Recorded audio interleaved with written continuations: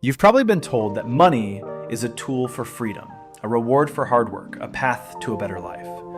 And if he were alive today, Niccolò Machiavelli would probably have a good laugh at that. He'd tell you that your paycheck isn't a reward, it's a leash. He'd say that your endless chase for financial freedom is the very thing that makes you so easy to control. Well, today, the master strategist is logging on. His first lesson? Money isn't your servant. It's a brutal test of your character, your relationships, and your will to power. If you're ready to see wealth not as they teach you, but as it truly is, then you're in the right place. Rule 1. Money is the ultimate loyalty test. They say blood is thicker than water. A lovely thought, but one that belongs to poets and fools. A Machiavellian lens would show you that money is thicker than both. It's the purest solvent for weak alliances and fake loyalties. People will swear they believe in you. They'll promise to stand by you, claiming their loyalty is absolute. But just introduce a little money into the equation, a promotion, an inheritance, a business opportunity, and watch how fast the masks begin to slip. Suddenly, their promises are weighed against their self-interest, and you get to see who they really are. Money doesn't change people. It just pays them to stop pretending. It's an amplifier, and whatever was already there, strength, weakness, envy, support, gets turned up to full volume for all to see. Most people are terrified of this test. They avoid talking about money because it's impolite. But a strategist doesn't avoid the test. A strategist invites it. They understand that nothing reveals a person's true colors faster than the loss or potential gain of money.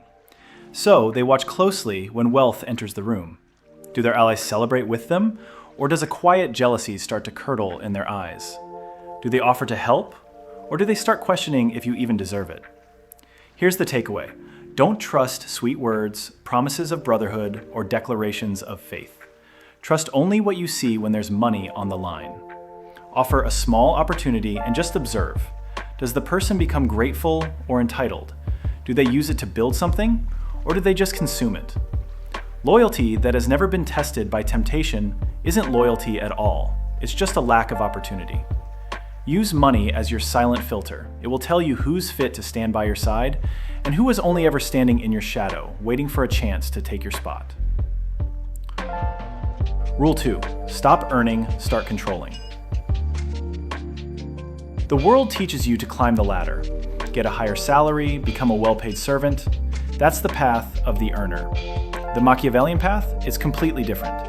It's the path of the controller. Think about it. The person with the biggest paycheck isn't the most powerful one in the room.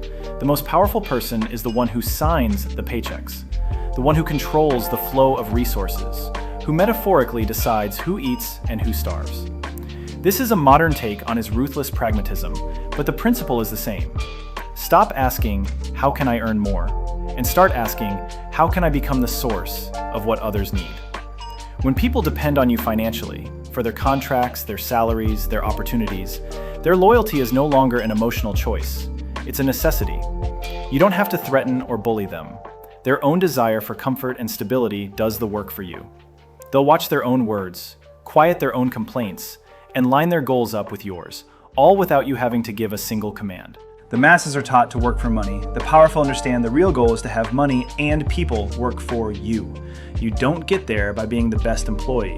You get there by building a system where your influence is the gatekeeper to other people's success. Start a business, create a network, control access to something vital. Be the reason someone else gets their paycheck. If you don't, you'll spend your whole life working for someone else's dream while they quietly decide your fate. Rule 3. Wealth that shouts is a target. In today's world, wealth is meant to be flaunted. Flashy cars, designer watches, extravagant vacations, all broadcast for the world to see and approve of. Machiavelli would see this as a fatal strategic mistake. The man who flashes his gold is just inviting thieves. The prince who looks too rich, as he wrote, eventually squanders his money and has to bleed his people dry with taxes, earning their hatred. Loud wealth doesn't command respect. It breeds envy, resentment, and attack. Every dollar you show off becomes a reminder of what others feel they lack, turning potential friends into quiet enemies. The person whose wealth is a mystery, they're far more powerful. They create confusion, even a little fear. Their power can't be measured, so it can't be easily attacked. The true art of power is to appear modest while being formidable. Let them underestimate you. Let them think you're just one of them. In The Prince, Machiavelli noted that being seen as a miser brings you disgrace but not hatred. Being seen as lavish, however, ultimately leads to being seen as greedy and hated when the money runs out and you have to take from others to keep up appearances. Your power should be felt in your confidence, your discipline, and your strategic silence, not in the brand of your suit. Let people wonder how you operate and how deep your influence really goes. When your value is a mystery, it becomes a legend. That image is worth more than any currency.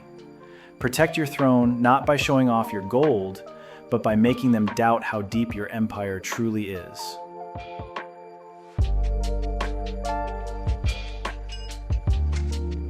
We're all taught to be generous, to give freely, to be altruistic. Machiavelli would argue that generosity when practiced carelessly is a quick path to ruin. It's a tool, and like any tool, its value is in how strategically you use it. Think about it. To be seen as truly generous by everyone, you'd have to spend so much that you'd eventually go broke. And once the money's gone, you can't be generous anymore. The very people who came to expect your handouts will resent you the most when you can't provide them. Inspired by his writings, a strategist practices a different kind of generosity. They are frugal with their own resources to protect their own power. But, as Machiavelli advised princes, they are ruthlessly generous with the resources of their enemies. When campaigning, he said a leader should hand out the plunder freely. Why? Because spending what isn't yours builds your reputation without costing you a thing. In our world, this means using generosity to create obligation, not to win fuzzy feelings. A gift shouldn't just be a selfless act. It should be an investment in future loyalty. A favor you grant should create a debt, not a financial one, but a psychological one. The most effective control is invisible. When you help someone, you aren't just solving their problem. You're placing yourself in their mind as a person of power and resourcefulness. They become subtly dependent on you, tied not by chains, but by a sense of gratitude and duty. That is the art of weaponizing goodwill. Rule 5. True wealth is seized, not earned. The safe path they lay out for you is one of patient, diligent work. Clock in for 40 years, save 10%, and maybe retire with a modest nest egg. Machiavelli would call this the path of the servant, a path designed to keep you productive and obedient. But true generational wealth, the kind that builds empires and dynasties, is almost never accumulated through a salary. It's seized. This doesn't necessarily mean through force, but through bold strategic action at just the right moment. The world, as Machiavelli saw it, is governed by fortuna, by luck, chaos, and unpredictable events. Chaos ruins the average person. The strategist uses it. Great fortunes are made during times of transition, when industries are being turned upside down, when markets are in chaos, when everyone else is paralyzed by fear. While they're all scrambling for stability, the strategist is looking for leverage. While they're playing by the old rules, the strategist is writing the rules for the new game. They don't just compete, they make the competition irrelevant. To do this, you have to study the failures of others. When a huge company collapses, don't just watch the news, figure out the strategic mistake that brought it down.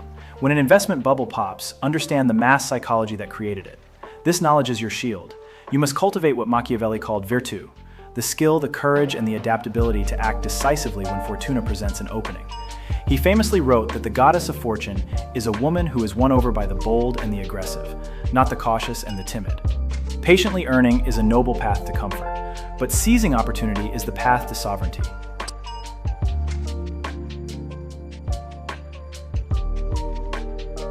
So, what's the point of all this cold, ruthless strategy? What's the end game? It's the difference between being a pawn on the chessboard and being the player who moves the pieces. Let's be clear, a Machiavellian take on money isn't a get-rich-quick scheme. It's a masterclass in control, because true wealth isn't what's in your bank account. It's your ability to shape your world, with or without a fortune. It's the power that comes from being the kind of person who can build wealth, control it, and walk away from it all without losing who you are. Money is just a signal. It signals who has discipline, who understands human nature, and who has mastered their own emotions. The world is full of rich people who command zero respect. They've confused the symbol of power with power itself. Don't make their mistake. Stop chasing money and start building the mind that attracts and controls it. Build your fortress of discipline, reputation, and strategic silence. Master these brutal truths, and you'll find you've mastered a lot more than your finances. You'll have mastered a piece of the world itself. For more ruthless strategies for the modern world, subscribe and join the council.